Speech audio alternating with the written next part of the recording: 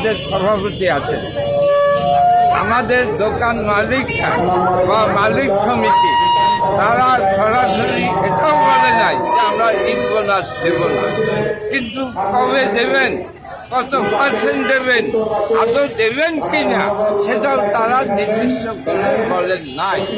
আমরা তাই দাবি করছি ঈদের কমপক্ষে 7 দিন আগে সকল দোকান কর্মচারী, বাংলাদেশের যে 1 কোটি দোকান কর্মচারী, তাদেরকে 1 মাসের বেতনের সমান ঈদ বোনাস সেটা দিতে হবে।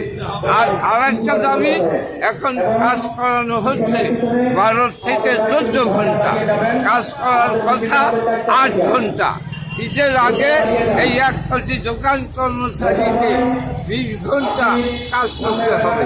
তাদের এই অতিরিক্ত কাজের জন্য তাদেরকে ওভারটাইম ভাতা দিতে হবে। আর রাত 9টার পর কাজ করলে তাদের রাতের খাবারের ব্যবস্থা করতে হবে। ঈদ যেহেতু 28শে মে, আমরা তাই মে মাসে অর্ধেক বেতন সকল দোকান কর্মচারীকে দেওয়ার জন্য দাবি জানাচ্ছি। যদি দাবি না মানা হয় সেক্ষেত্রে আপনারা কি পদক্ষেপ? আমরা শান্তিপূর্ণভাবে আমাদের আন্দোলন সংগ্রাম চালিয়ে যাব।